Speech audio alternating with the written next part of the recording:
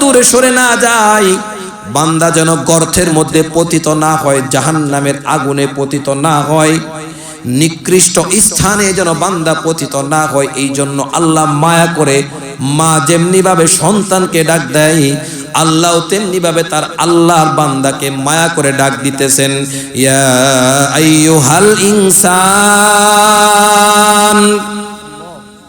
ইয়া আইয়ুহাল ইনসান, হে মানুষ, রে মানুষ, গুনাহ করতেছো, কই যাও, কই যাও, যাওয়ার কিন্তু জায়গা নাই। আব্বার বাড়ি থেকে বাইর হইলা আরেক জায়গায় তুমি স্থান পাইবা, অমুক বন্ধুর বাড়ি থেকে সরে আরেক বন্ধুর বাড়িতে তুমি সেখানে অবস্থান করলা, স্থান পাইবা। কিন্তু আমি আল্লাহর জায়গা, সব জায়গায় যেখানে যাইবা সব জায়গার রাজত্ব আমি আল্লাহর। এই জন্য মায়া করে ডাক দেয়া, আইয়ুহাল ইনসান, রে বান্দা কই যাও, কই যাও, মা গররাকা বিরব্বিকাল কারীম। আমি আল্লাহর সাথে সম্পর্ক স্থাপনের মাঝে, আমি আল্লাহর সাথে বন্ধুত্ব সম্পর্ক স্থাপনের মাঝে কোন জিনিসটা তোমাকে বাধা দিল, কোন জিনিসটা তোমাকে বাধা দিল? রব্বে কারীম থেকে মোহাব্বত পাওয়ার জন্য কোন জিনিস তোমাকে ডুবিয়ে রাখলো? বান্দারে যায়ও না, যায়ও না, এ যুবক গানের দিকে যায়ও না। কে অর্ডার করতেছেন? গানের দিকে যায়ও না, কে ডাক দেয়? গুনার দিকে যেও না, কে ডাক দেয়?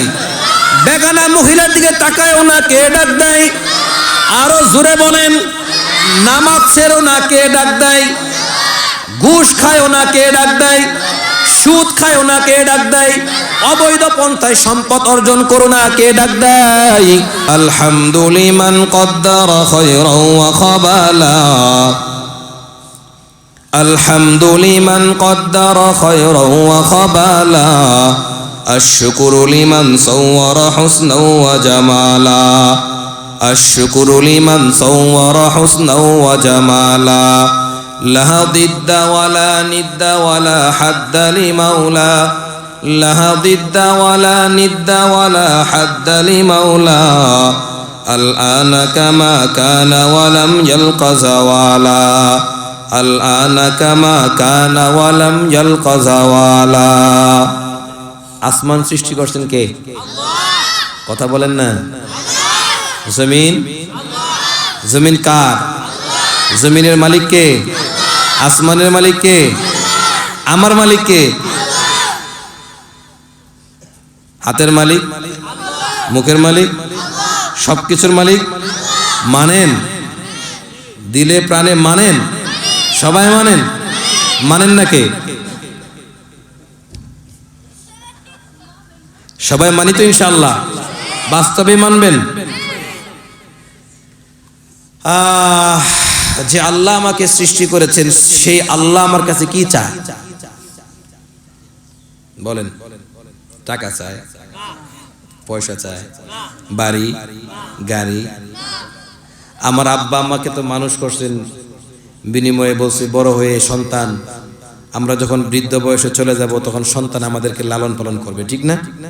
আমাদেরকে যেমনি ভাবে ছোট্টবেলায় লালন পালন আব্বা আম্মা করেছে, উনারা যখন বয়স্ক হয়ে যাবে, বৃদ্ধ হয়ে যাবে, তখন আমরাও তাদেরকে দেখার উদ্দেশ্যে আব্বা আম্মা কিন্তু আমাকে লালন পালন করেছে, ঠিক না?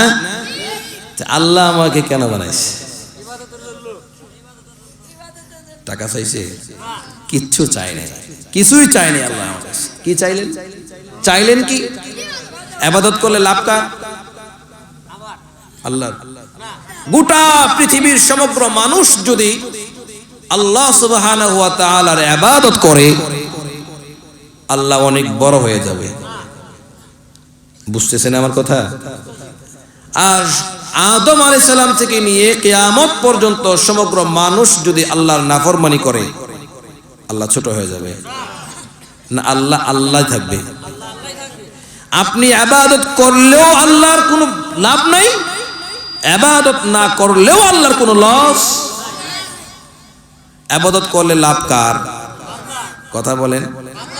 ইবাদত করলে লাভ বান্দার, আমার, আপনার। ইবাদত বন্দেগী না করলে লস আমার আর আপনার। এই কথাটা সবাই জানেন, সবাই মানেন? আচ্ছা, এই মানাটা কি মুখে না অন্তরে? এখানে যে মানুষগুলো আসছেন সবাই এলাকার মনে হয় না? ওয়াক্ত নামাজে কি মুসল্লিগুলা হয়? এরকম মুসল্লি হয়? তাহলে আল্লাহকে যদি মেনে থাকি, আল্লাহকে যদি বিশ্বাস করে থাকি, মাইকমান চলে গেছে, কোথায় গেছে? আল্লাহকে আমরা সবাই যদি বিশ্বাস করে থাকি, সকলেই যদি সম্মিলিতভাবে আল্লাহকে মেনে থাকি, তাহলে যে আল্লাহ আমাকে যে আদেশ করেছেন সেই আদেশ মোতাবেক আমার নিজের জীবনকে চালাবো। বলেন, নিজের জীবনকে সবাই বলেন।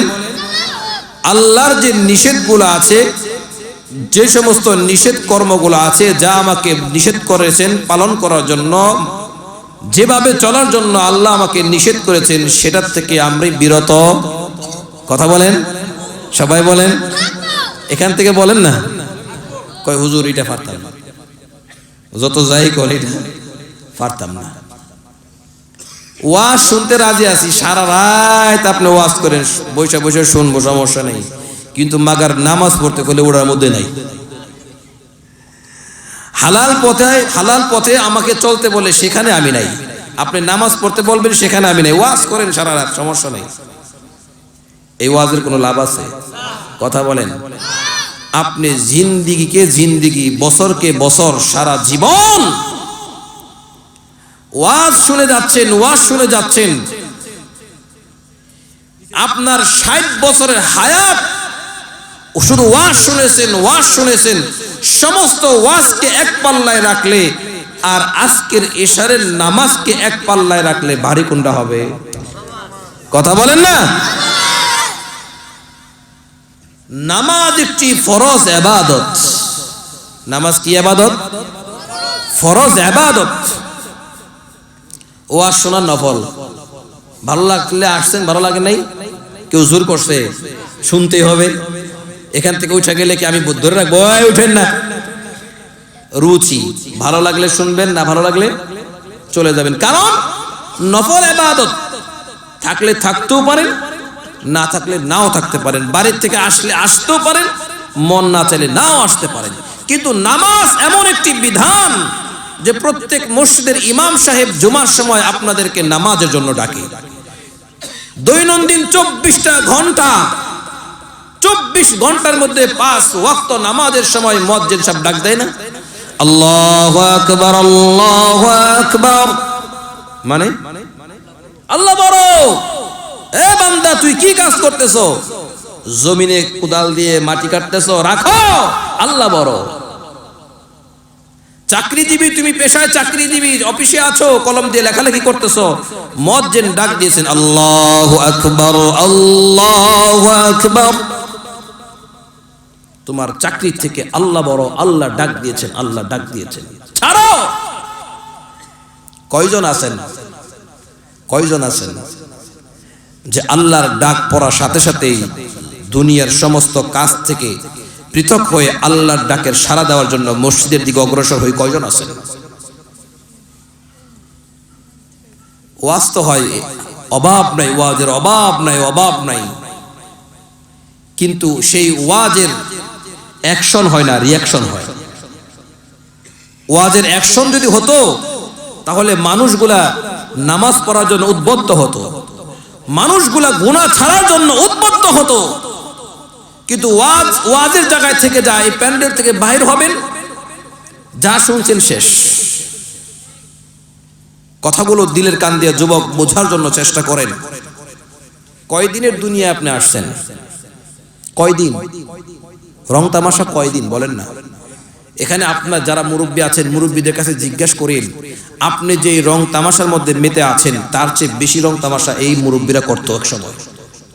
কিন্তু এখন মুরব্বীদেরকে বলেন না রং তামাশা করেন, করবে না। কারণ এই রং তামাশার বয়স শেষ। কয়টা দিন যুবক? মহিলাদের বসার ব্যবস্থা আছে? কয়দিন আপনার রং তামাশা? কয়দিন? চিন্তা করেন না। এরপরেও যে আপনার যুবক বয়সটা আপনি অতিক্রম করে বৃদ্ধ বয়সে আপনি পৌঁছতে পারবেন, গ্যারান্টি আছে? কথা বলেন না, কোনো গ্যারান্টি আছে? কোনো গ্যারান্টি নাই, যে কোনো মুহূর্তে আপনাকে কি করতে পারে, বাস দুনিয়ার থেকে বিদায় করে দিতে পারে। পারে না? কথা বলেন। আপনার শক্তির সামনে যিনি জান কবজ করেন মালাকুল মউত হযরতে আজরাইল আলাইহিস সালাম, আপনার শক্তির সামনে পারবে না নাকি? আপনি বলবেন হুজুর আজরাইল আসলে আজরাইলের ধাক্কা দিয়ে ফালাই দেব। আমি নিজে অনেক যুবক, অনেক মুরব্বীর কাছে, মুরব্বী হয়ে গেছে, আমি নিজ কানে শুনেছি, কয় হুজুর আজরাইল যদি আমার জান কবজ করবার লেগে আসে, আজরাইল পারবো না। আমাদের কাছে বলছে, কয় হুজুর যদি কবর দেয় বাঁশ মোটা মোটা দিয়ে দলে জামটা দিয়ে দাঁড়ায় দেব। এই কথাগুলো কেন বলেছে? ঈমানের দুর্বলতা থাকার কারণে, ঈমানের পাওয়ার না থাকার কারণে, আল্লাহর প্রতি আস্থা না থাকার কারণে। কবর জগৎটি একটি ভিন্ন জগৎ, আলমে বরজখের জগৎ। সেখানে কত বাহাদুর, কত বুদ্ধিজীবী, কত ক্ষমতাসীন ব্যক্তি, কত ধনী ব্যক্তি, সমস্ত ব্যক্তিকে মাটি গ্রাস করে ফেলেছে, মাটি গ্রাস করে ফেলেছে। এই হাজারো বুদ্ধিজীবীগুলো নিজ হাতে 3.5 হাত মাটির নিচে ঢুকিয়ে দিলাম। কোথায় সেই বুদ্ধিজীবী? সেই বুদ্ধিজীবীগুলো কই গেল? গেল কোথায়? গোটা পৃথিবী পরিচালনা করে এই পরিমাণ তার বাহিনী আছে, তার ক্ষমতা আছে, দক্ষতা আছে। আজরাইল সামনে এসে উপস্থিত, একটা মুহূর্তের মধ্যে, সেকেন্ডের মধ্যে আপনার দেহ থেকে রূহটা বাহির করে খালি বডিটা জমিনের উপর পড়ে আছে। কথা বলেন না? আপনার গায়ে, আমার গায়ে দেখেন কত সুন্দর জামা কাপড় লাগাইছি। আপনি এখান থেকে বাইর হন, এখানে বসে আছেন, আজরাইল আপনার সামনে উপস্থিত, কাপড় চোপড় খুলতে কয় মিনিট সময় লাগবে? যুবক, শরীর থেকে কাপড় চোপড় খুলতে কয় মিনিট সময় লাগবে? 60 টাকা গজ, 70 টাকা গজের 3 টুকরা কাপড় দিয়ে তোমাকে পেঁচিয়ে প্যাকেট করে ফেলবে। কয়দিন তোমার এই দুনিয়া? কয়দিন এই রং তামাশা? কয়দিন? আমি জানি না এই এলাকায় গান বাজনা হয় কিনা, বাদ্যযন্ত্র বাজে কিনা জানি না। আজকের যুবকরা তো এইগুলো নিয়ে মাতামাতি আছে, গুনাহের মধ্যে লিপ্ত। কে কার চেয়ে বেশি গুনাহ করতে পারে, কে কার চেয়ে বেশি গুনাহ করতে পারে, পাল্লা পালি করতেছে। যুবক, দুটা পায়ে ধরে বলি ভাই, তোমার দুটা পা ধরে বলি ভাই, রক্তের কোনো সম্পর্ক তোমার সাথে নেই, কিন্তু মুসলমানের সম্পর্ক তোমার সাথে, আমার সাথে আছে। এই জন্য অনুরোধ করে বলি, করজোর অনুরোধ করে বলি তোমাকে, গুনার দিকে ধাপিত হইও না ভাই, গুনার দিকে ধাপিত হইও না, গান বাজনার দিকে অগ্রসর হইও না। আমার খুব ভালো লেগেছে এই এলাকার যুবক ভাইদের জন্য দোয়া করি। এখানে লিখেছেন সার্বিক তত্ত্বাবধানে অত্র এলাকার যুব সমাজ। আজকের এই যুব সমাজ তারা গানের মধ্যে লিপ্ত, কিন্তু অনেক জায়গায় মাহফিলে গেলে দেখা যায় যুব সমাজের উদ্যোগে মাহফিল। যে যুবক গানের মধ্যে লিপ্ত ছিল, যে যুবক নর্তকীদের সাথে উলঙ্গ বেহায়াপানা তাদের সাথে নাচ করত, ড্যান্স করত, সেই যুবকগুলো আজকে ইসলামী জলসার ব্যবস্থা করতেছে। কারণ ওই যুবকের মধ্যে এই বুঝ চলে আসছে যে আসলে এই দুনিয়া ক্ষণস্থায়ী। আরো সহজে বুঝেন, যেহেতু আপনাদের পাশেই মেন রোড, আপনি দেখবেন মাঝে মাঝে এই রুটটাতে অ্যাক্সিডেন্ট হয়, মাঝে মাঝে শুনবেন, দেখবেন বৃদ্ধ লোক অ্যাক্সিডেন্ট হয়, এটা বছর 2-1-এর মধ্যে পাওয়া যায় না। কিন্তু দেখবেন তরুণ যুবক, টকটক যুবক, 15-20 বছর, 22 বছর, 30 বছরের যুবক, জাগাত শেষ, মুহূর্তের মধ্যে শেষ। কি আছে তোমার আনন্দ? কি আছে তোমার রং তামাশা? কি আছে তোমার কাছে? কিচ্ছু নেই, সবগুলো বিলুপ্ত হয়ে যাবে। এই জন্য সুখের সময় যাকে পাওয়া যায়, দুঃখের সময় যাকে পাওয়া যায়, তাকেই কি বানাইতে হবে? বলেন না, তাকেই বন্ধু বানাইতে হবে। যাকে সুখের সময় পাওয়া যায়, যাকে দুঃখের সময় পাওয়া যায়, তাকেই বন্ধু বানাইতে হবে। আপনারা যে বিবির জন্য পাগল হইছেন, মা বোনেরা কষ্ট নিয়েন না, দুঃখের সময় এই বিবিও আপনার আপন না। বিশ্বাস হয় না? দুঃখের সময় এই বিবিগুলো আপনার আপন না, বিবিও পর হয়ে যায়। দেখবেন আজকে আমার টাকা আছে, বিবি আমাকে খুব আদর যত্ন করে। আজকে আমার ইনকাম সোর্স কম, দেখবেন সকালে ক্যাডর ক্যাডর, বিকালে ক্যাডর ক্যাডর, দুপুরে ক্যাডর ক্যাডর, এর জ্বালায় বাড়িতেও থাকা যায় না। এরকম হয় না? কথা বলেন না। তাহলে আপনার টাকা আছে, বিবির আদর আছে। আপনার টাকা আছে, কলিজার টুকরা সন্তানের আদর আছে। আপনার টাকা নাই, সন্তানও দেখবেন আপনার সাথে ভালো ব্যবহার করবে না। তাহলে সুখের সময় সকলকেই পাওয়া যায়, দুঃখের সময় কাউকেই পাওয়া যায় না। কাকে পাওয়া যায়? সবাই বলেন। সর্ব অবস্থায় যাকে পাওয়া যায় তাকেই মুসলমান বন্ধু বানাইতে হবে। এই জন্য সেই সুখে দুঃখে বিপদে আপদে নির্জনে জনসমক্ষে যে আল্লাহকে পাওয়া যায়, সে আল্লাহ কত মহব্বত করে আপনাকে আমাকে ডাক দিয়েছেন। দেখেন, ওয়াইবাদুর রহমান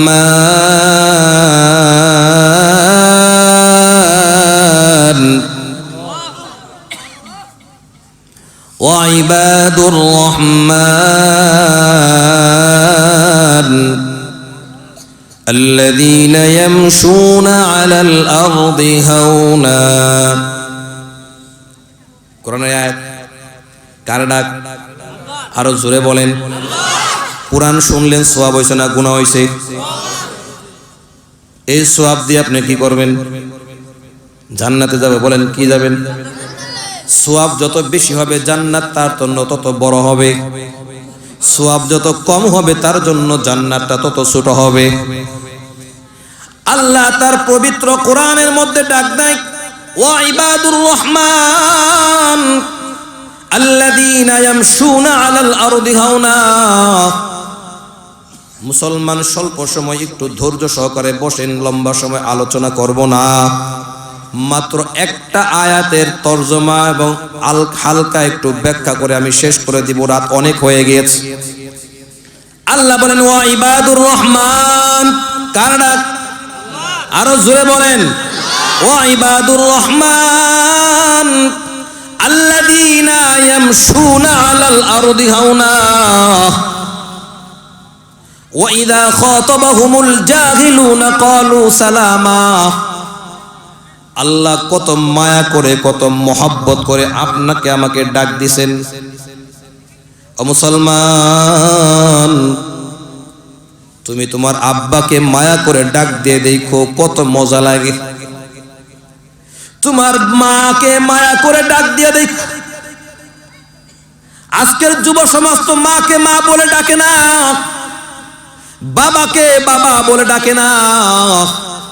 যুবককে যদি জিজ্ঞেস করি, এ যুবক, তোর মাকে তুই মা বলে ডাকস না, তার কারণ কি? কয়, হুজুর দামি একটা মোবাইল চাইছিলাম, আব্বা মোবাইল কিনা দেয় নাই, এই জন্য আব্বারে ডাকি না। আজকে মা সন্তানের হাতে নির্যাতিত। জিজ্ঞেস করলাম, মা, সন্তান তোমাকে টর্চারিং করে, তার কারণ কি? মা তার প্রতি উত্তরে বলে, হুজুর সন্তান গাঁজা খাবে, মদ খাবে, ইয়াবা খাবে, টাকা চাই, টাকা দেই না, এই জন্য। আছে কিনা সমাজে? কথা বলেন। মার সাথে দুর্ব্যবহার করো, মার সাথে খারাপ ব্যবহার করো, বাবার সাথে দুর্ব্যবহার করো, গ্রামবাসীর সাথে দুর্ব্যবহার করো, বন্ধুর সাথে দুর্ব্যবহার করে। একদম খুব কাছের বন্ধু, তার সাথে একদিন, 2 দিন, 3 দিন দুর্ব্যবহার করলে বন্ধু তোমাকে বন্ধুত্ব ছেড়ে দিবে।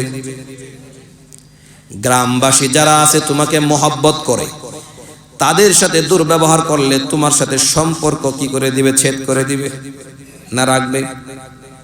সকাল বিকাল সন্ধ্যা সর্ব অবস্থায় তুমি আব্বার সাথে দুর্ব্যবহার করো, এক পর্যায়ে আব্বাও তোমাকে হুঁশিয়ার করে দিবে, রে আব্দুল করিম, আগামী থেকে যদি আমি বাবার সাথে তুমি দুর্ব্যবহার করো, তাহলে কিন্তু আমার বাড়িতে তোমার কোনো জায়গা হবে না। কথা বলেন। মাও এক পর্যায়ে, যদিও মার দিলের মধ্যে অনেক ব্যথা, মার দিলের মধ্যে অনেক ব্যথা, কিন্তু মুখে কিন্তু মা বইলা ফেলায়, বাড়ি থেকে বাইর হয়ে যা। কথা বলেন।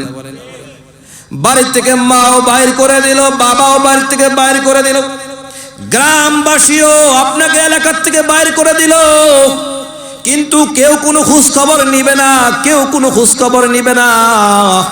এর অন্ধকারে শুয়ে শুয়ে বিছানায় বালিশের উপর কাঁদে কাঁদে, সন্তানের মায়ায় কাঁদে, সন্তানের মায়ায় কাঁদে। এদিকে কান্নার আওয়াজ উচ্চ সুরে করতে পারে না, আব্বা রাগ করে। এদিকে ছোট ভাই রাগ করে, বোন রাগ করে। মা তুমি কার জন্য কাঁদো? এই কুলাঙ্গার সন্তানের জন্য কাঁদতে হবে না। বলেন তো এরপরও মা কাঁদা থামাইতে পারে কিনা? কথা বলেন, আরো জোরে বলেন। এরপরও মার সাথে আপনি অন্যায় করার পর, আবার অন্যায় করার পর মা কিন্তু আপনাকে ঘরে আশ্রয় দেয় না, এক পর্যায়ে বাহিরি করে দেয়। সম্পর্ক অনেক সময় কি হয়ে যায়? বিচ্ছেদ হয়ে যায়। আপনার কাছে আমার প্রশ্ন হলো, মুসলমান, আপনার কাছে আমার প্রশ্ন হলো, কলিজার টুকরা গর্ভধারিণী মা আপনাকে বাড়ির থেকে বাহির করে দিল, আব্বা আপনাকে জন্ম দিল, আব্বা আপনাকে বাড়ির থেকে বাহির করে দিল, গ্রামবাসী আপনাকে এলাকার থেকে বাইর করে দিল। যে আল্লাহ আপনাকে সৃষ্টি করেছেন সে আল্লাহ আপনাকে কই বাইর করে দিল? কথা বলেন। এই এলাকার থেকে আপনি বাইর হয়ে চলে গেলেন, আর এক এলাকার থেকে যাবেন। এই মানিকগঞ্জ জেলা, এটা মানিকগঞ্জ জেলা থেকে আপনি বাইর হয়ে চলে গেলেন, ঢাকা জেলায় যাবেন। সেটা কার? মানিকগঞ্জ জেলা কার? আরো জোরে বলেন বাজান, কথা বলেন। মানিকগঞ্জ জেলা কার? ঢাকা জেলা কার? মানিকগঞ্জ জেলা থেকে আপনি বাইর হয়ে গেলেন অন্যায় করার কারণে। ঢাকা জেলায় আপনি সেখানে অবস্থান করলেন, ঢাকা জেলা থেকে আপনাকে বাহির করে দিল, আপনি নারায়ণগঞ্জ অবস্থান করলেন। এরপর আস্তে আস্তে ক্রমান্বয়ে আপনি চিটাগাং নিয়ে গিয়ে অবস্থান করলেন, সেখান থেকেও আপনাকে বাইর করে দিল অন্যায় করার কারণে। বর্ডার পাস হয়ে আপনি ভারতে চলে গেলেন, ভারত থেকেও আপনাকে বাইর করে দিল। আপনি এত অন্যায়ের মাঝে জড়িত আছেন। আপনার কাছে আমার প্রশ্ন হলো, এভাবে এক রাষ্ট্র থেকে আরেক রাষ্ট্র যেখানেই যাবেন, এই মানিকগঞ্জ জেলা, এই এলাকা যেমনি ভাবে আল্লাহর, ভারত কার? কথা বলেন, আরো জোরে বলেন। ভারতও আল্লাহর, বাংলাদেশও আল্লাহর, আমেরিকাও আল্লাহর, সৌদি আরবও আল্লাহর। সব কিছুর মালিক কে? আরো জোরে বলেন, সব কিছু মালিক কে? এ ভাই জবান দিয়ে আল্লাহকে আল্লাহ বলে ডাক দেন, আরো জোরে ডাক দেন আল্লাহ। জবান কে দিয়েছেন? আরো জোরে বলেন। যেই আল্লাহ জবান দিয়েছেন সেই আল্লাহর প্রশংসা করতে আমার কষ্ট কেন হয়? সে আল্লাহর গুণগান গাইতে কেন হয়? তার মানে বোঝা যাচ্ছে তোমার ইমানের মধ্যে দুর্বলতা আছে, তোমার ইমানের মধ্যে দুর্বলতা আছে। আল্লাহকে মায়া করে, মোহাব্বত করে, কলিজার থেকে ভালোবেসে, অন্তর দিয়ে আল্লাহ মায়া করে, মায়ার সুরে মোহাব্বতে আল্লাহকে আল্লাহ বলে ডাক দিয়ে দেখো। তুমি যে 60 বছর গুনার মধ্যে জড়িত ছিলা, একবার মায়া করে আল্লাহকে আল্লাহ বলে ডাক দেওয়ার কারণে আল্লাহ তোমার পিছনের তামাম জিন্দেগির গুনাহ খাতাগুলিকে মাফ করে দেয়। আল্লাহ বলে গোটা পৃথিবী আমার। কার? কথা বলেন। পৃথিবী কার? সব কিছুর মালিক আল্লাহ। সে আল্লাহ বলেন, মা তোমাকে বাড়ির থেকে বাইর করে দিতে পারে, বাবা তোমাকে বাড়ির থেকে বাহির করে দিতে পারে, এলাকাবাসী, গ্রামবাসী, ইউনিয়নবাসী, রাষ্ট্রবাসী সবাই তোমাকে এলাকা থেকে, রাষ্ট্র থেকে বাইর করে দিতে পারে। কিন্তু আমি এমন এক আল্লাহ, বান্দারে তুমি যেখানেই যাবা সব জায়গার রাজত্ব আমি আল্লাহর। তুমি যেখানেই যাবা সব জায়গার রাজত্ব আমি আল্লাহর। তুমি তুমি ভারত যাবা, সেখানেও আমি আল্লাহর রাজত্ব। তুমি আরো রাষ্ট্র যাও, ইন্ডিয়া যাও, তুমি আমেরিকা যাও, মালয়েশিয়া যাও, সৌদি আরব যাও, যেখানে যাও সব জায়গার রাজত্ব আমি আল্লাহর। অতএব বান্দা, আমি আল্লাহ থেকে নৈরাশ হইও না, আল্লাহ থেকে দূরে সরে যেও না। যেখানেই যাইবা সব জায়গার ক্ষমতা আমি আল্লাহর। সেই আল্লাহ মায়া করে মহব্বতের সুরে ডাক দেয়, ওয়া ইবাদুর রহমান। কে ডাক দিছেন? কে ডাক দিছেন? অন্য আয়াতে আল্লাহ আরো মায়া করে ডাক দেয়, ইয়া আইয়ুহাল ইনসান মা গররাকা বিরাব্বিকাল কারীম। ইয়া আইয়ুহাল ইনসান মা গররাকা বিরাব্বিকাল কারীম। এ মুসলমান, একটু ভালো করে খেয়াল করেন, একটু লক্ষ্য করেন, দিলের কান দিয়ে কথাগুলো শোনেন। পর্দার অন্তলে মা ও বোন, কথাগুলো দিলের কান দিয়ে একটু শোনার চেষ্টা করো, দেখো দিল পরিবর্তন হয় কিনা, আল্লাহর ভালোবাসা, আল্লাহর মোহাব্বত তোমার দিলের মধ্যে আসে কিনা। এ মানিকগঞ্জবাসী, আপনাদেরকে উদারত আহ্বান জানিয়ে যায়, আল্লাহর ভালোবাসা দিলের মধ্যে যদি 100-100 না থাকে, আল্লাহর তৈরিকৃত জান্নাত পাওয়া আপনার জন্য, আমার জন্য কিন্তু আদৌ সম্ভব না, কখনোই সম্ভব না। আপনি গুনাহ করেছেন, এই সাউন্ড বাড়ায় দাও, আওয়াজ গলা টানতেছে।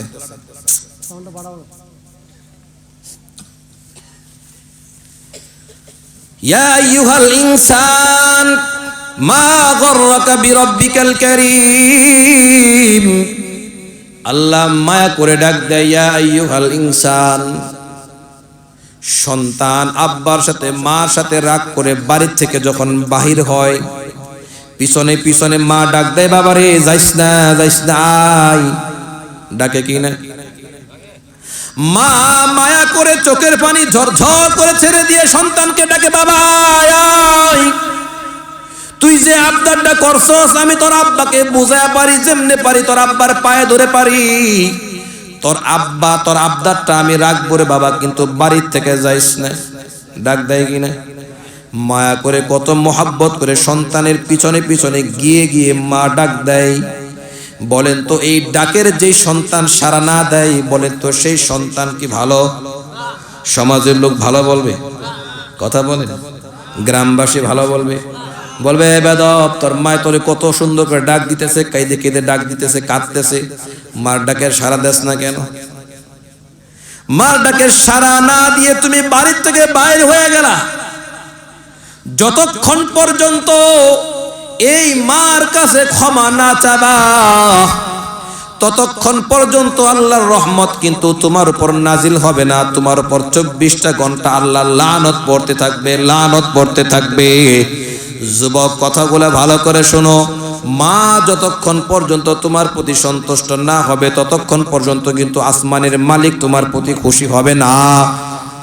মাকে সন্তুষ্ট করো, এরপর আসমানের মালিক খুশি হবে।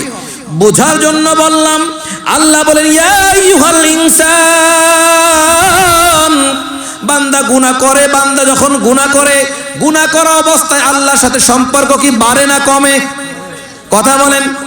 বান্দা যখন গুনাহ করে, তখন আল্লাহর সাথে সম্পর্ক কমে না বাড়ে? আল্লাহ কয়, বান্দা গুনাহ করিস না, আমি আল্লাহ পবিত্র, তুমিও পবিত্র অবস্থায় থাকো। গুনার মধ্যে যখন জড়িত হয়ে যাবা, তখন কিন্তু আমি আল্লাহ তোমার কাছে থাকবো না। কার কথা? এই জন্য গুনাহ বান্দা যত বেশি করে, সে তত আল্লাহর কাছ থেকে দূরে সরে যায়, ঠিক কি না? গুনাহ যত বেশি করে, সে তত আল্লাহর কাছ থেকে দূরে সরে যায়। এই জন্য বান্দা যেন দূরে সরে না যায়, বান্দা যেন গর্তের মধ্যে পতিত না হয়, জাহান্নামের আগুনে পতিত না হয়, নিকৃষ্ট স্থানে যেন বান্দা পতিত না হয়। এই জন্য আল্লাহ মায়া করে, মা যেমনি ভাবে সন্তানকে ডাক দেয়, আল্লাহ তেমনি ভাবে তার আল্লাহর বান্দাকে মায়া করে ডাক দিতেছেন, ইয়া আইয়ুহাল ইনসান, ইয়া আইয়ুহাল ইনসান। হে মানুষ, রে মানুষ, গুনাহ করতেছো, কই যাও, কই যাও, যাওয়ার কিন্তু জায়গা নাই। আব্বার বাড়ি থেকে বাইর হইলা আরেক জায়গায় তুমি স্থান পাইবা, অমুক বন্ধুর বাড়ি থেকে সরে আরেক বন্ধুর বাড়িতে তুমি সেখানে অবস্থান করলা, স্থান পাইবা। কিন্তু আমি আল্লাহর জায়গা, সব জায়গায় যেখানে যাইবা সব জায়গার রাজত্ব আমি আল্লাহর। এই জন্য মায়া করে ডাক দেয়া, আইয়ুহাল ইনসান, রে বান্দা কই যাও কই যাও, মা গররাকা বিরব্বিকাল কারীম। আমি আল্লাহর সাথে সম্পর্ক স্থাপনের মাঝে, আমি আল্লাহর সাথে বন্ধুত্ব সম্পর্ক স্থাপনের মাঝে কোন জিনিসটা তোমাকে বাধা দিল, কোন জিনিসটা তোমাকে বাধা দিল? রব্বে কারীম থেকে মোহাব্বত পাওয়ার জন্য কোন জিনিস তোমাকে ডুবিয়ে রাখলো? বান্দারে যায়ও না, যায়ও না, এ যুবক গানের দিকে যায়ও না। কে অর্ডার করতেছেন? গানের দিকে যায়ও না, কে ডাক দেয়? গুনার দিকে যেও না, কে ডাক দেয়? বেগানা মহিলার দিকে তাকায়ও না, কে ডাক দেয়? আরো জোরে বলেন। নামাজ ছেড়ো না, কে ডাক দেয়? ঘুষ খায়ও না, কে ডাক দেয়? সুদ খায়ও না, কে ডাক দেয়? অবৈধ পন্থায় সম্পদ অর্জন করো না, কে ডাক দেয়? আল্লাহ ডাক দিয়ে বলে, ইয়া আইয়ুহাল ইনসান মা গররাকা বিরব্বিকাল কারীম। রে বান্দা, আমি আল্লাহর সাথে সম্পর্ক স্থাপন করার জন্য আমি আল্লাহ এবং তোমার মাঝে বন্ধুত্ব সৃষ্টি হওয়ার মাঝে কোন জিনিসটা তোমাকে বাধা দিল? সেই জিনিসটা হচ্ছে গুনাহ। বলেন কি? সেই জিনিসটা গুনাহ। মুসলমান গুনাহগুলো আস্তে আস্তে আস্তে ছেড়ে দাও। নামাজকে ধরো, রোজাকে ধরো, হজকে ধরো, যাকাতকে ধরো। যাদের আব্বা আম্মা দুনিয়াতে জীবিত আছে তাদের সেবা করো। এলাকার গ্রামের মই মুরব্বী যারা আছে তাদেরকে শ্রদ্ধা করো। ছোট বাচ্চা, ছোট ভাই ব্রাদার যারা যাদের আছে তাদেরকে স্নেহ করো। আল্লাহ ডাক দিতেছেন, ওয়া ইবাদুর রহমান। কার ডাক? আরো জোরে বলেন, ওয়া ইবাদুর রহমান। মুসলমান, সময় হবে না, আয়াতের ব্যাখ্যা করার সময় হবে না। আল্লাহ এখানে রহমান শব্দ বলেছেন, এখানে ওয়াইবাদুল্লাহ শব্দটা বলেন নাই, ওয়াইবাদুল গফুর বলেন নাই, ওয়াইবাদুল গফফার বলেন নাই। এখানে আল্লাহ বলেছেন ওয়াইবাদুর রহমান। রে বান্দা, আমি দয়ার সাগর, মায়ার সাগর, আমি আল্লাহ। এখানে যে নদীটা আছে বর্ষাকালে, এই নদী দিয়া যে সমস্ত নাপাক প্রবাহমান হয়, বলেন তো সেই নাপাক প্রবাহমান জিনিসগুলো সেই নদীর পানি নাপাক করে কিনা? নাপাক করতে পারে না, কারণ সেই নাপাক এতটুকু ক্ষমতা নাই সেই প্রবাহমান পানিটাকে নাপাক করে দিবে, সেই নাপাকের ক্ষমতা নাই। এখান দিয়ে গরু মরা যাচ্ছে, আর এখানে কেউ যদি সেই পানি দিয়ে ওযু করে নামাজ পড়ে তার কিন্তু নামাজটা হয়ে যাবে। তার কারণ হলো এই নাপাক সেটা দুর্বল, কিন্তু পাক পানি যেটা সেটা হলো সবল, শক্তিশালী। এমন নাপাক এখান দিয়ে প্রবাহমান হচ্ছে, যেই প্রবাহমান নাপাক পাক পানিটাকে নাপাক করতে পারে না। আল্লাহ বলেন ওয়াইবাদুর রহমান। বান্দারে, আমি এমন রহমান, আমি এমন রহমান, এমন রহমান, এমন রহমান।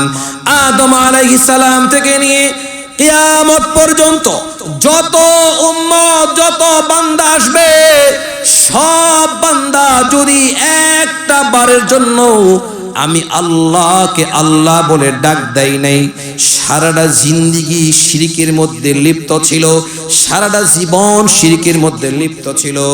ও মুসলমান, এই সব গুনাহগুলা যদি এই রহমানের দরিয়ার মধ্যে ফেলানো হয়, আল্লাহর রহমানের মায়ায় সব গুনাহগুলা মোচন করে আল্লাহ সবগুলা বান্দাকে মাফ করে দিবেন। এমন মায়ার আল্লাহ। বুঝছেন? এবার রহমান বুঝছেন নি? কারে কয়? এমন রহমান, এমন রহমান। বান্দারে, তুমি যত গুনাহ করো, যত গুনাহ করো, যত গুনাহ করো, তুমি শুধু গুনাহ করিয়া একবার মালিককে ডাক দাও, মালিক আমি তো গুনাহ করে ফেলেছি, অন্যায় করে ফেলেছি, আপনার কাছে সেই অন্যায়ের জন্য ক্ষমা চাই।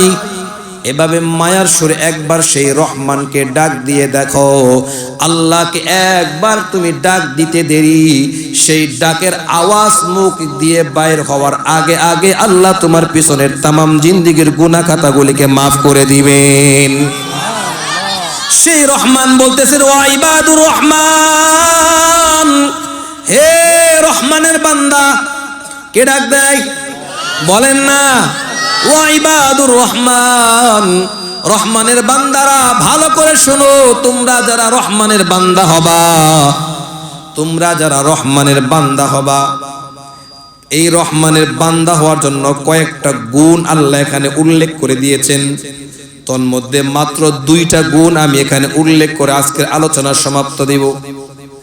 1 নাম্বার বলেন, যারা রহমানের বান্দা হবা, যারা রহমানের বান্দা হওয়ার জন্য চেষ্টা করবা।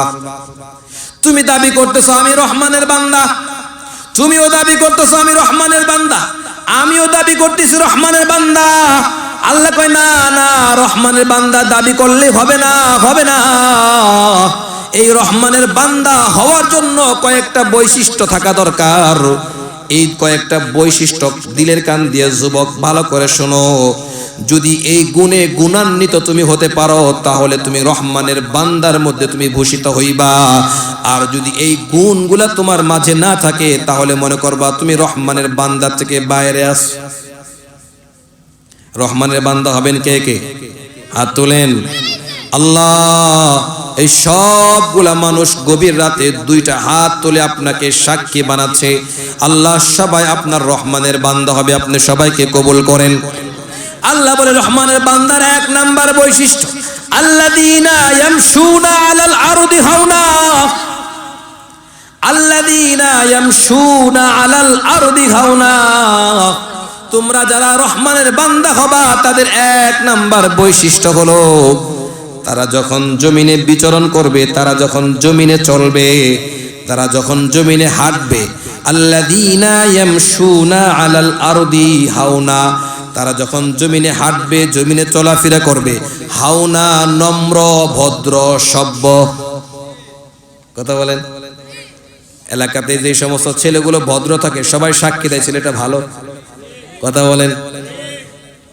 এই ভালো সাক্ষী আল্লাহ নিজেই দিচ্ছেন। যারা ঝগড়ার মধ্যে লিপ্ত হয় না। আজকের বাংলাদেশে শুধু মারামারি আর কাটাকাটি। পত্রিকা খুলবেন, পত্রিকা খুললেই দেখবেন এমন কোনো দিন নাই পত্রিকাতে মার্ডার নাই, এমন কোনো দিন নাই দেখবেন পত্রিকার মধ্যে লাশের ছবি নাই। অমুক জায়গায় অমুককে গুম করে ফেলেছে, অমুক জায়গায় অমুককে মেরে ফেলেছে। আল্লাহ কয় যারা মানুষকে অন্যায়ভাবে হত্যা করো, অন্যায়ভাবে মানুষকে জুলুম করো, তারা কিন্তু রহমানের বান্দা। কথা বলেন, তারা কিন্তু রহমানের বান্দা না। আল্লাহ বলেন তুমি যদি রহমানের বান্দা হতে চাও, তাহলে 1 নাম্বার তোমার রহমানের বান্দা হওয়ার 1 নাম্বার বৈশিষ্ট্য হলো, 1 নাম্বার গুণ হলো, তুমি জমিনে বিচরণ করবা, জমিনে চলাফেরা করবা অহংকার মুক্ত। অহংকার মুক্ত কি মুক্ত? আমি অনেক কিছু বলেন, আমার মতো কেডাস মাশাআল্লাহ যদি একবার কোন সরকারি দলের সাথে সম্পর্ক হয়ে যায়, ওর গরমে তো এলাকায় থাকাই যায় না। হ্যাঁ, এলাকার ময় মুরব্বী আর দেখে নাও, 10 বছরের একটা চেংরা চেয়ারম্যানের সাথে সম্পর্ক হয়ে গেছে, এই জন্য এলাকার যা আছে মুরব্বীগো যেমনে মশাই সেমনে ব্যবহার করে। আছে না? মুরব্বীদের সম্মান বলতে কিছুই নেই ওর কাছে। কেন? ওই চেয়ারম্যানের সাথে সম্পর্ক আছে, ওকে কেউ কিছু বলতে পারবে না, দাপটি আলাদা। হ্যাঁ, আরো যদি এমপির সাথে ক্ষমতা থাকে, তাহলে তো ওই এলাকা দিয়ে হাঁটতে চায় না, মনে হচ্ছে বিমান দিয়ে হাঁটতেছে। সামনে মানুষ গরু যা দেখে সব দইলা তামা করে ফেলে। আছে না? আহা, আল্লাহ কয় না না, জবান দিয়েছি আমি আল্লাহ। কে দিয়েছেন? হাত কে দিয়েছেন? পা কে দিয়েছেন? আল্লাহ কয় সব কিছু আমি দিলাম, জবান আমি আল্লাহ তোমাকে দিয়েছি। এই জন্য জমিনের উপর অহংকার করে চলা যাবে না, মুখ দিয়ে যা মন চায় কথা বলা যাবে। কথা বলেন।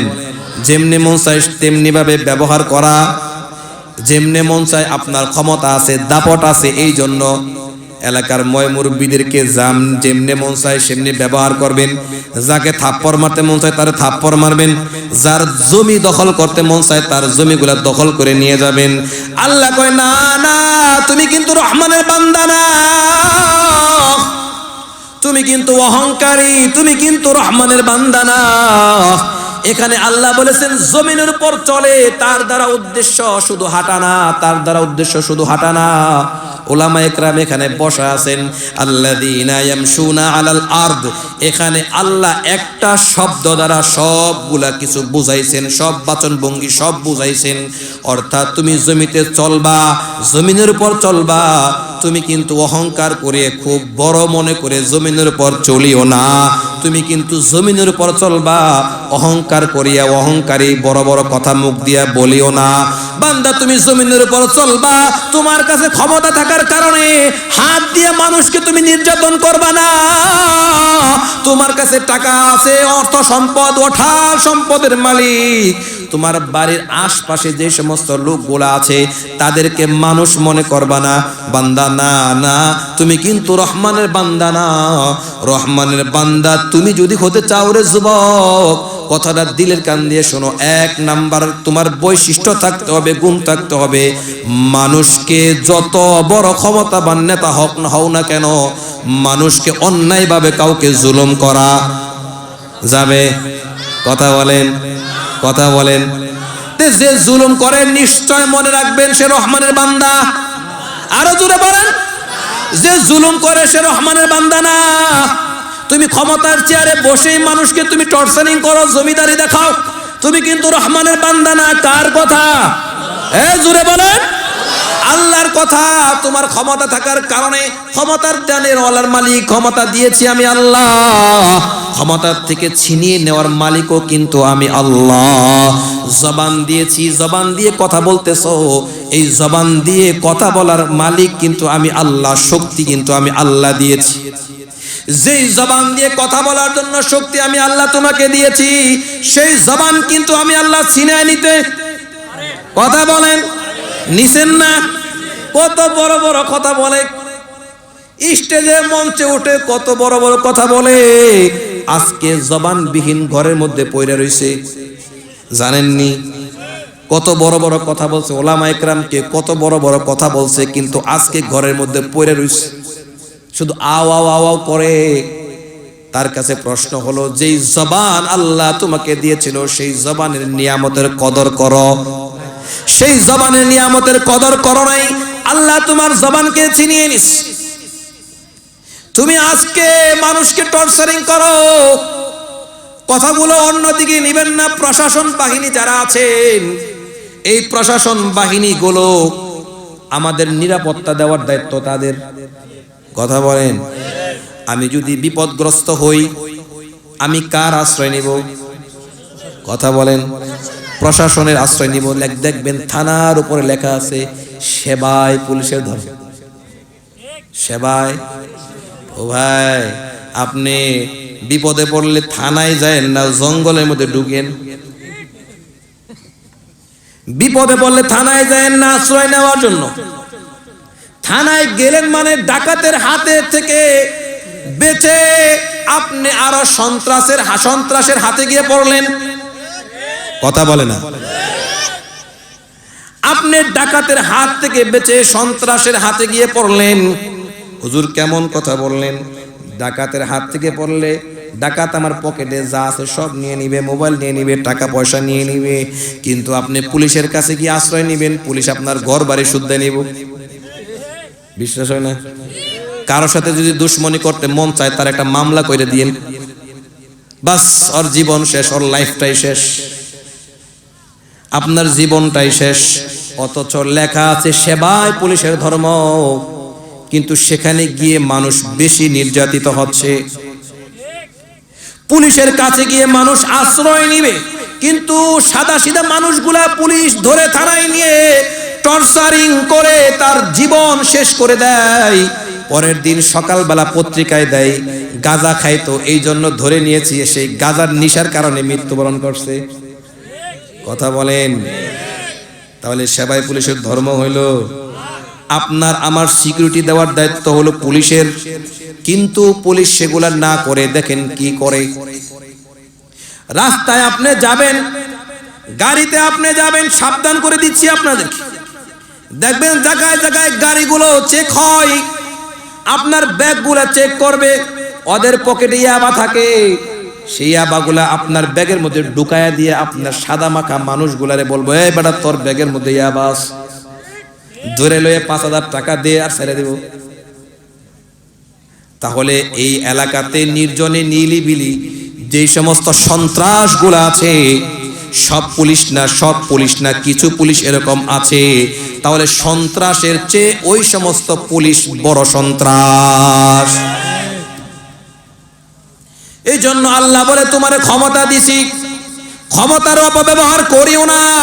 ওয়াইবাদুর রহমান আল্লাযীনা ইয়ামশুনা আলাল আরদি হাওনা, রহমানের বান্দা হওয়ার জন্য 1 নাম্বার বৈশিষ্ট্য হলো আল্লাহ তোমাকে যে ক্ষমতাগুলা দিয়েছেন সেই ক্ষমতার অপব্যবহার করিও না। আল্লাহ তোমাকে শক্তি দিয়েছে যুবক, যৌবনকাল আল্লাহ তোমাকে দিয়েছে, এই যৌবনকে নষ্ট করিও না। আল্লাহ চক্ষু দৃষ্টি তোমাকে ভালো দিয়েছে। বুড়া বাবারে জিজ্ঞাসা করো, একটা জিনিস পড়তে বললে পড়তে পারে না, কয় চোখে দেখি না। আল্লাহ তোমার চোখের দৃষ্টি ভালো রেখেছে। বান্দারে ওয়াইবাদুর রহমান, আল্লাহর বান্দা হওয়ার জন্য এই চোখের দৃষ্টিটা তোমার হেফাজত করতে হবে। কথা বলেন। এই কান দিয়ে তুমি রাত্রে শুয়ে শুয়ে গান শুনে কিনা গানগুলা, হেডফোন লাগায় ইয়ারফোন লাগায় যুবক গান শুনে। যুবক এই অবস্থায় যদি তোমার মৃত্যু হয়, এ যুবক 2টা পায়ে ধরে বলি, এই গান শোনা অবস্থায় তোমার যদি মৃত্যু হয়, তাহলে কিন্তু তুমি এটা লিপিবদ্ধ করে রাখো, তুমি জাহান্নামী। আল্লাহ না করুক এই ওয়াজের মজলিসে যদি কারো মৃত্যু হয়, তাহলে কিন্তু সে জান্নাতি। বাস মৃত্যু হইলেই সে ডাইরেক্ট জান্নাতে চলে যাবে। আর গান শোনা অবস্থায় যদি মৃত্যু হয়, তাহলে ডাইরেক্ট জাহান্নামে চলে যাবে। কোনটা নেবেন? কথা বলেন। কান আল্লাহর নিয়ামত। আল্লাহ কয় ওয়াইবাদুর রহমান, আমি কিন্তু এক আয়াতে আছি, ওয়াইবাদুর রহমান আল্লাযীনা ইয়ামশুনা আলাল আরদি হাওনা। অহংকার করে চলিও না, গর্ব করে চলিও না যুবক। নিজে মাটির দিকে তাকাও। এই মাটি এমন একটি মাটি, সব বুদ্ধিজীবীকে গ্রাস করে ফেলে, সমস্ত ক্ষমতাবানকে গ্রাস করে ফেলে। এরপরও তুমি যে জমিনের উপর অহংকার করে চলতেছ, বলো তো তোমাকে জমিন কি খেয়ে ফেলে? অথচ প্রতিদিন রাসূলুল্লাহ বলেন, প্রতিদিন আপনার নাম ধরে ধরে, আমার নাম ধরে ধরে ডাক দেয়, রে জামাল। সকাল হয়েছে, অতএব সাবধানে জমিনে বাইর হয়েও। আমি জমিন কিন্তু, আমি মাটি কিন্তু খুব ভয়ানক জিনিস। কে ডাক দেয়? মাটি ডাক দেয়। মাটি আপনার আমার প্রত্যেকের নাম ধরে ধরে ডাকে, রে অমুক, তুমি যে জমিনের মধ্যে বাহির হচ্ছ, হিসাব করে হাঁটিও, হিসাব করে কাজ করিও, হিসাব করে কদম ফেলিও। আমি মাটি কিন্তু খুব ভয়ানক যন্ত্র, মাটি কিন্তু খুব ভয়ানক জিনিস। এই মাটি এমন এক জিনিস, তুমি আমার ভিতর ঢুকলে কিন্তু আমি তোমাকে তখন ছাড় দিব না। অতএব আমার থেকে মুক্তি পাওয়ার জন্য যা যা আমল করা দরকার, আল্লাহ যে সমস্ত আদেশ তোমাকে করেছে, সেই আদেশ মোতাবেক তোমার নিজের জীবনকে চালাও। মাটি ডাক দেয়, ওয়াইবাদুর রহমান আল্লাযীনা ইয়ামশুনা আলাল আরদি হাওনা ওয়া ইযা খাতাবাহুমুল জাহিলুন। এক শ্রেণীর লোক আছে, আল্লাহ ভাঙ্গা বলতেছে, এক শ্রেণীর লোক আছে তারা পায়ে পাড়া দিয়ে কায়দা করে। আছে কিনা? কেন জানেননি? তার ক্ষমতা দেখাইতে চায়, তার ক্ষমতা দেখাইতে চায়। বেটা তোরে পায়ে পাড়া দিয়ে ফালাই দিছি, এরপরও তুই আমার লগে পারবি না, তোর টক্কর লাগাইয়া দিলাম। আল্লাহ কয় বেটা চুপ থাক। ওয়াইবাদুর রহমান, তুমি যদি রহমানের বান্দা হতে চাও, ওয়াইদা খাতাবাহুমুল জাহিলুন, মূর্খরা অজ্ঞরা তোমার সাথে পায়ে পাড়া দিয়ে যখন ঝগড়া করতে চাবে, তুমি বলো কলু সালামা, ক্বালু সালামা, ঠিক আছে তোমার কাছে আমি হার মেনে নিলাম, তোমার সাথে আমি ঝগড়ায় লিপ্ত হব না, তোমার সাথে আমি ঝগড়ায় লিপ্ত হব না। এ মুসলমান, স্বল্প সময়ের জন্য তুমি ধৈর্য ধরে সেখান থেকে চলে আসো, তার সাথে টক্কর দিতে যাও না, তার সাথে টক্কর দিতে যাও না। মামলার আপিলটা তুমি মাওলার কাছে করে দাও। এই বিচারকের বিচারককে সবান বলেন, বিচারকের বিচারককে। আজকে তুমি কোর্ট কাছারিতে যাও, সঠিক বিচার পাবা না, কথা বলে না।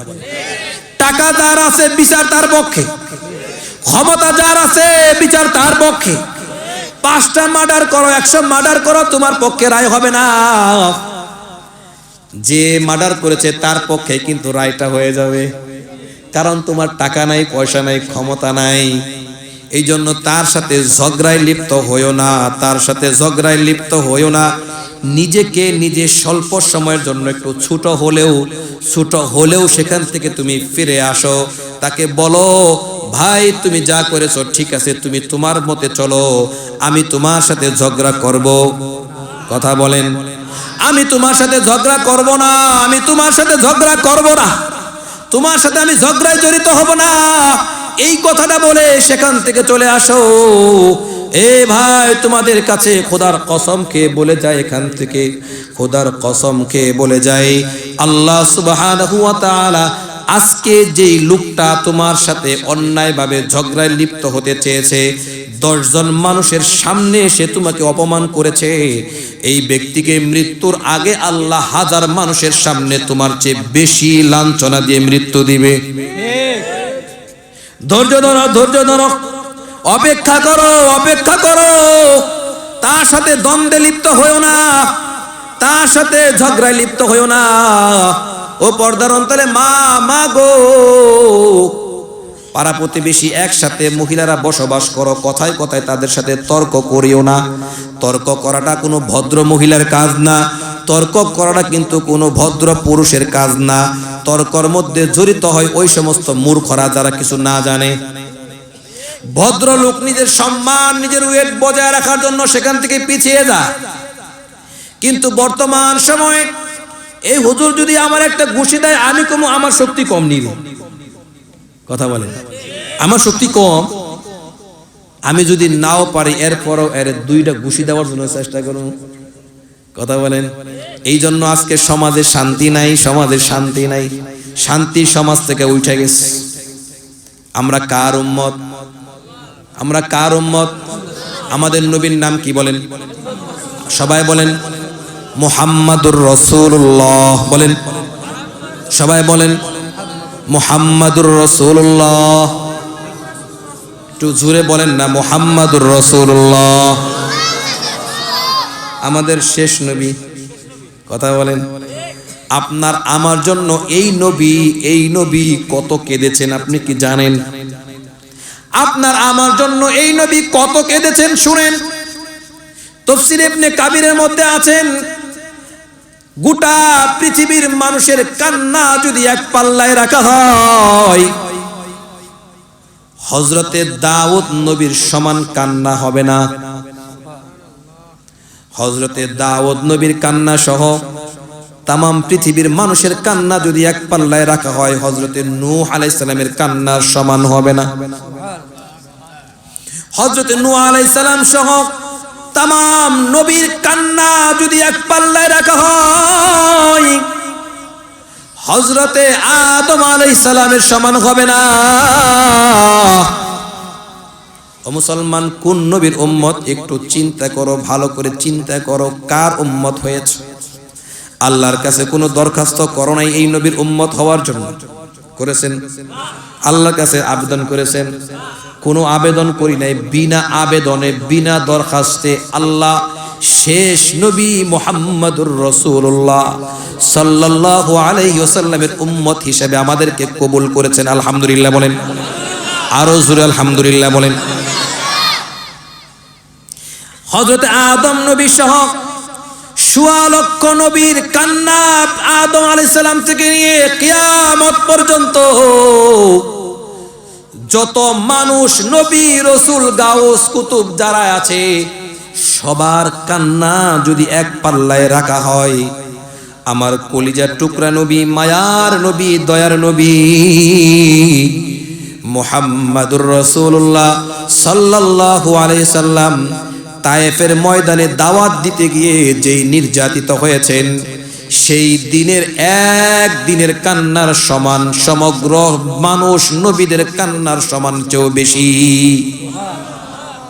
সমস্ত নবী সহ গাউস কুতুব সহ সবার কান্না যদি এক পাল্লায় রাখা হয়, আমার নবীর কান্না তায়েফের ময়দানে যে কেঁদেছেন, সেই তায়েফের ময়দানের একদিনের কান্না নবীর কান্না ভারী হয়ে যাবে।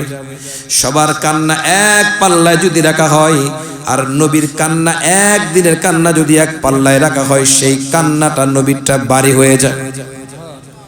কেন কাঁদছেন? টাকা পয়সা পাইব?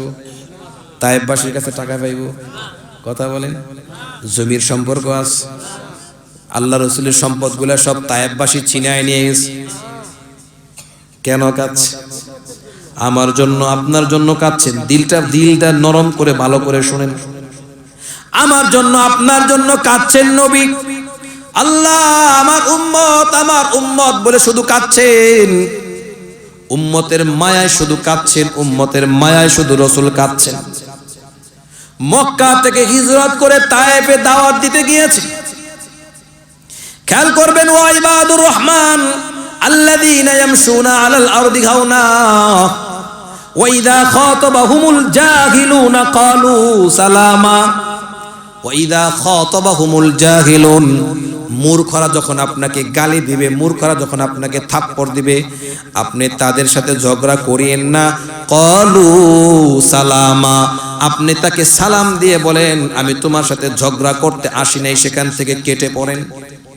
মুহাম্মাদুর রাসূলুল্লাহ তায়েফে গিয়েছেন দাওয়াত দেওয়ার জন্য। সংক্ষিপ্ত করে দিচ্ছি, আল্লাহ রসুল যখন সকলকে বলেছেন, তোমরা বলো লা ইলাহা ইল্লাল্লাহ,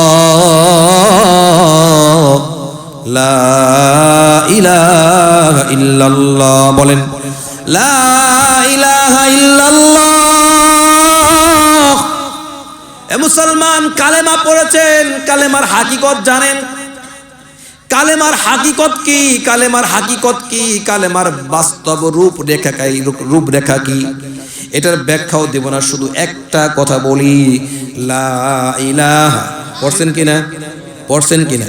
লা ইলাহা তার মানে লা ইলাহা, কেউ নাই, শুধু ইলা নাই, তর্জমা এটা হবে না।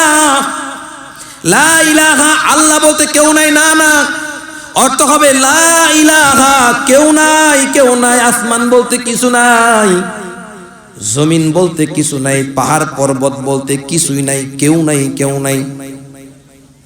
যা কিছু দেখি এগুলা কিছুই নাই, একমাত্র কে আছে? ইল্লাল্লাহ।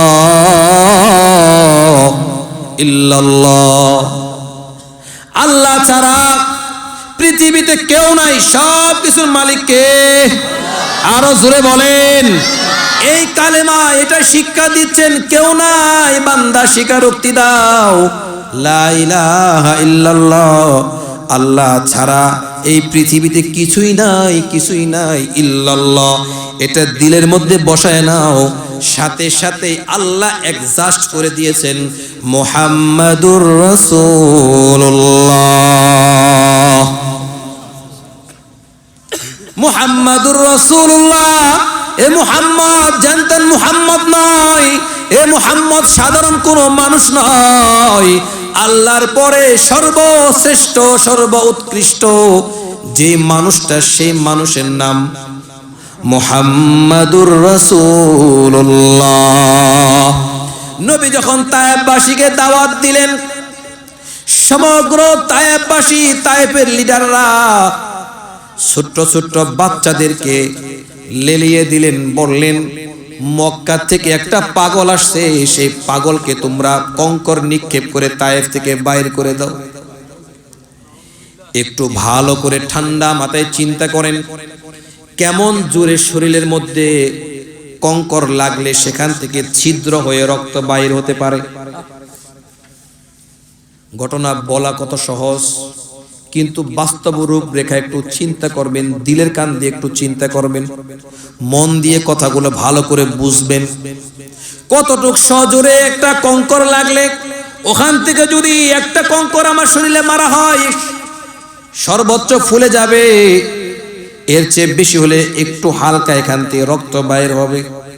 কথা বলেন, চিন্তা করেন সেই তায়েফের ছোট্ট ছোট্ট বাচ্চারা আল্লাহর রসুলকে কেমন ভাবে কঙ্কর নিক্ষেপ করতেছিল। আল্লাহ রসুলকে এমন ভাবে কঙ্কর নিক্ষেপ করতেছিল, যেখানে কঙ্কর লাগে সেখানেই ছিদ্র হয়ে রক্ত বাইর হয়ে যায়, সেখানেই ছিদ্র হয়ে রক্ত বাইর হয়ে যাচ্ছে। বুখারী শরীফের বর্ণনা এখানে আসছে, আল্লাহ রাসূল সাল্লাল্লাহু আলাইহি ওয়াসাল্লাম মক্কার তায়েফবাসীর ওই ছোট্ট ছোট্ট বাচ্চারা যখন কঙ্কর নিক্ষেপ করতেছিল, এক পর্যায়ে আল্লাহ রাসূল মাথার উপর এভাবে হাত দিয়ে বসে গেলেন। আল্লাহ রাসূল দাঁড়ানো অবস্থায় মাথার উপর হাত দিয়ে বসে গেলেন। ওই তায়েফের ছোট্ট ছোট্ট বাচ্চারা মুহাম্মদ পাগল, মুহাম্মদ পাগল বলে আবার দাঁড় করায় দিলেন। নবীকে আবার দাঁড় করে নবীকে আবার পাথর মারতেছেন, কঙ্কর নিক্ষেপ করতেছেন। এইভাবে আল্লাহ রসুলকে এক এক করে 3 বার কঙ্কর নিক্ষেপ করছে। আল্লাহ রসুলের সাথে যায়েদ নামে এক সাহাবী আল্লাহ রসুলের সাথে তায়েফের মধ্যে সফর সঙ্গী ছিলেন। যায়েদের সাথে একটা লেকড়া ছিল, রুমাল ছিল। যায়েদকে আল্লাহ রসুল বললেন, রে যায়েদ, আমার শরীর থেকে যে রক্ত মুবারক বাইর হচ্ছে, তোমার এই রুমালের টুকরাটা দিয়ে সেই শরীরের রক্তগুলা মুছে নাও। এই রক্তগুলা শরীর থেকে, আমার শরীর থেকে মুছে নাও। এই রুমাল দিয়ে আল্লাহ রসুলের রক্ত মুবারক গুলো মুছতেছেন। এমন ভাবে শরীর থেকে রক্ত বাহির হচ্ছে, মুহাম্মাদুর রাসূলুল্লাহ সাল্লাল্লাহু আলাইহি সাল্লামের শরীর মুবারক থেকে এমন ভাবে রক্তক্ষরণ হচ্ছে, ওই রুমালের টুকরা দিয়ে রক্ত মুছতে মুছতে রুমাল ভিজে গেছে। এমন ভাবে ভিজে গেছে আর শরীরের রক্তগুলো রুমালে চুষণ করে না, ওই রক্তগুলো রুমালে আর চুষণ করে না। এবার আল্লাহ রাসূল সাল্লাল্লাহু আলাইহি সাল্লাম কথাটা ভালো করে লক্ষ্য করেন। নিজের শরীরে যে সমস্ত রক্তগুলা বাইর হচ্ছে, আল্লাহ রাসূল সেই রক্তগুলো এভাবে মালিশ করে দিচ্ছেন। নিজের বাহিরকৃত রক্তগুলা শরীরের মধ্যে এভাবে মাখায়া মাখায়া দিচ্ছেন। এবার যায়েদ প্রশ্ন করে, ইয়া রাসূলুল্লাহ,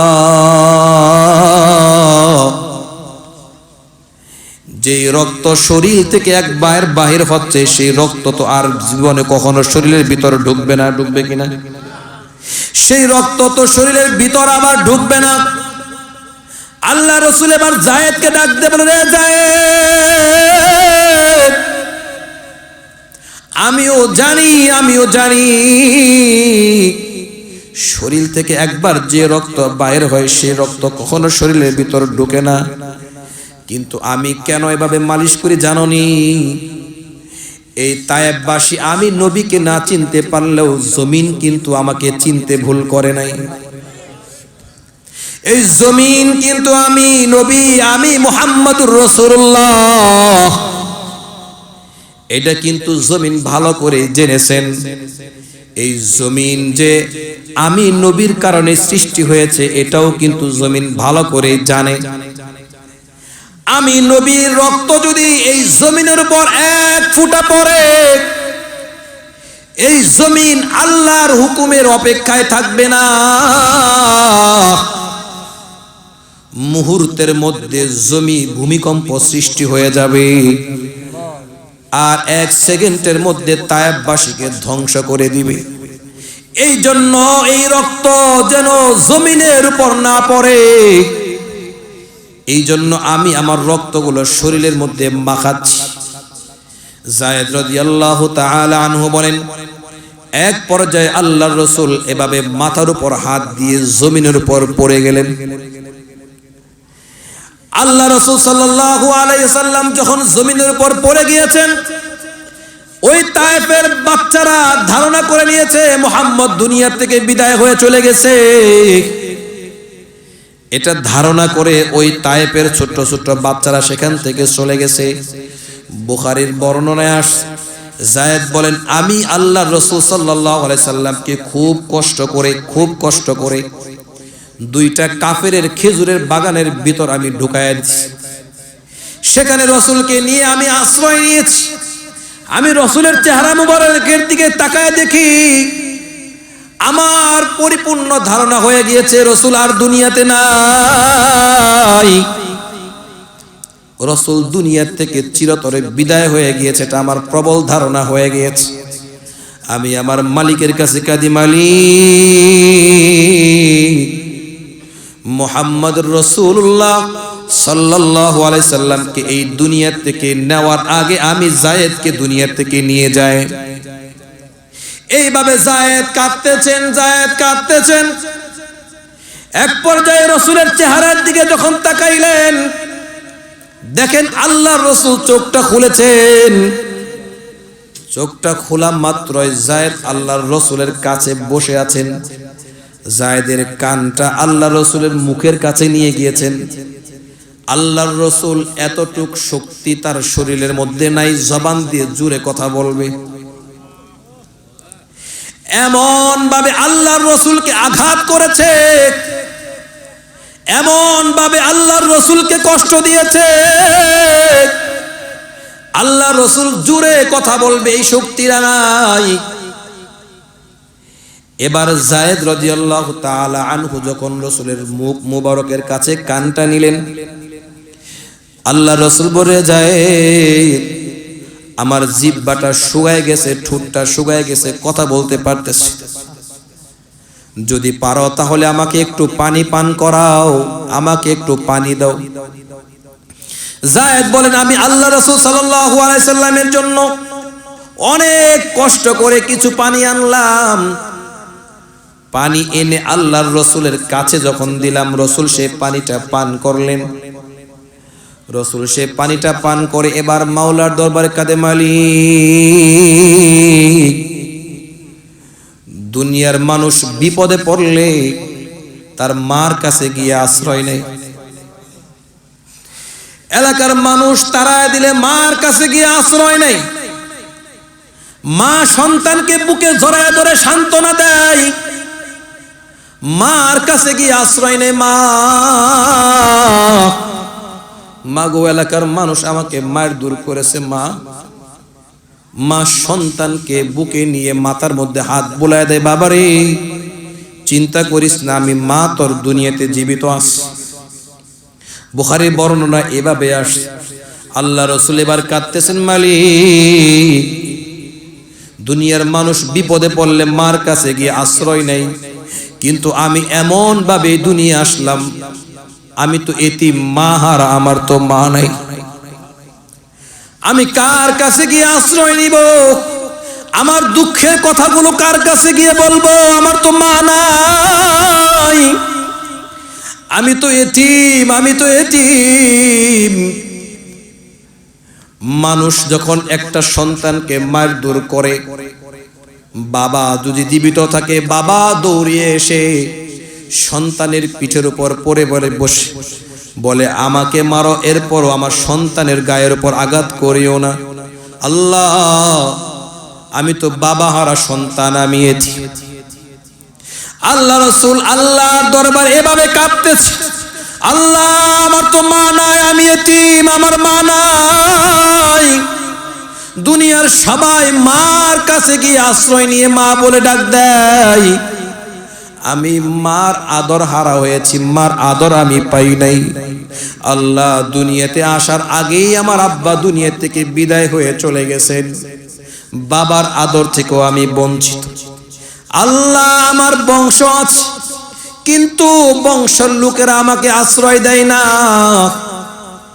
বংশের লোকেরাও আমাকে তাড়ায় দিচ্ছে, আমাকে তাড়ায় দিচ্ছে। আল্লাহ, আমার দুঃখের কথাগুলো আমি কার কাছে গিয়ে বলবো, কার কাছে গিয়ে বলবো? এভাবে যখন আল্লাহ রাসূল কাঁদতেছিলেন, আল্লাহ আরশে মহল্লা থেকে বলেন, জিবরাইল আমার হাবিব কাঁদে, তায়েফের ময়দানে আমার হাবিব কাঁদে,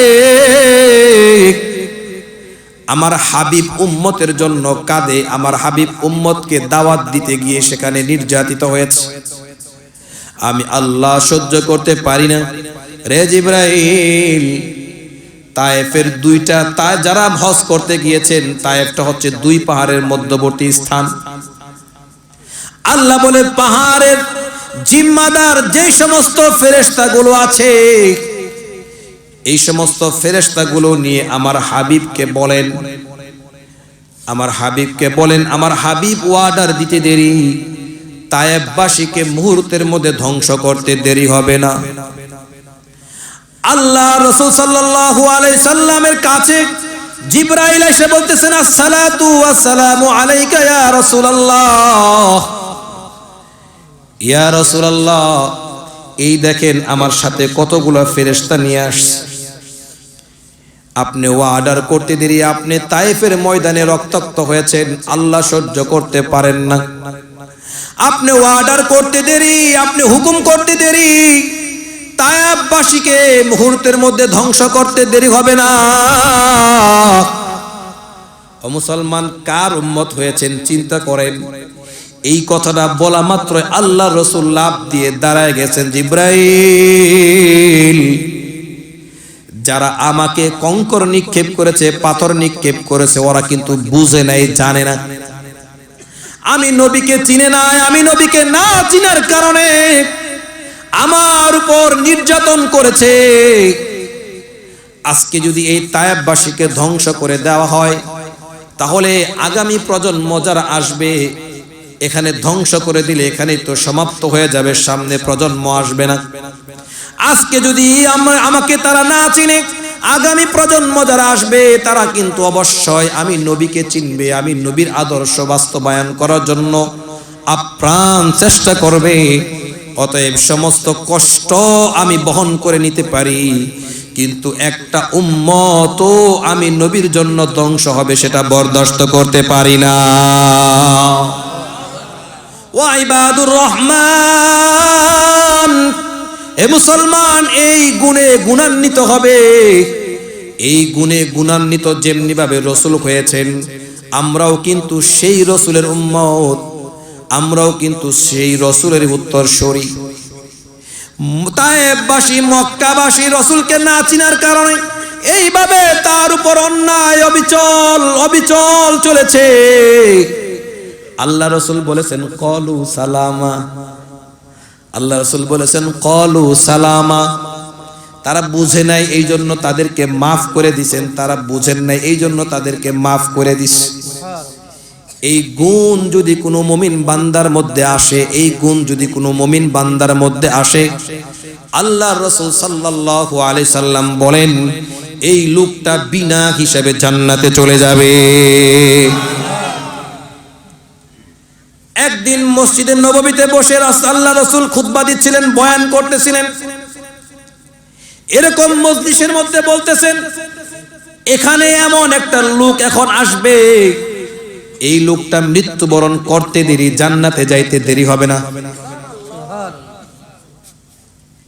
আবার আগামী কালকেও যখন বয়ান হচ্ছে, আবার আল্লাহ রাসূল সাল্লাল্লাহু আলাইহি সাল্লাম বলতেছেন এখানে এমন একটা লোক আসবে, যেই লোকটা মৃত্যুবরণ করতে দেরি, সেই লোকটা জান্নাতে যাইতে দেরি হবে না। ঘোষণা কে দিচ্ছেন? আল্লাহ রাসূল দিচ্ছেন, আল্লাহ রাসূল দিচ্ছেন।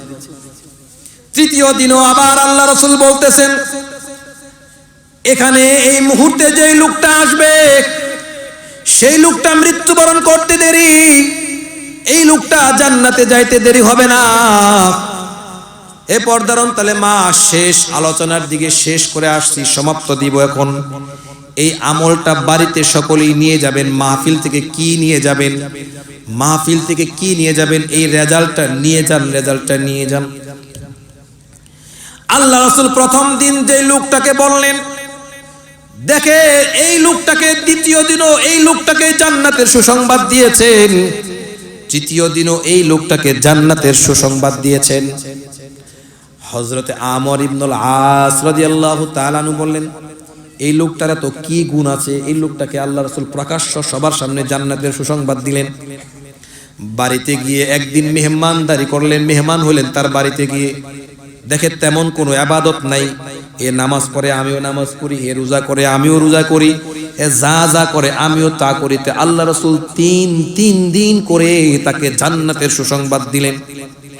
কিন্তু জান্নাতের সুসংবাদ পাওয়ার জন্য ভিন্ন বৈশিষ্ট্য গুণ তার মাঝে দেখি না। আল্লাহ রাসূল কি দিয়ে তাকে সুসংবাদ দিলেন? এবার ওই সাহাবীকে আমর ইবনুল আস রাদিয়াল্লাহু তাআলা জিজ্ঞেস করলেন, রে ভাই, তোমার মাঝে এমন কি আমল আছে যে আমলের কারণে আল্লাহ রাসূল তোমাকে এক এক করে তিন দিন জান্নাতের সুসংবাদ দিলেন? ওই লোকটা বলে, ভাই এমন কোন আমল নাই, এমন কোন আমল নাই, এমন কোন আমল নাই, শুধু একটা আমল আমার আছে।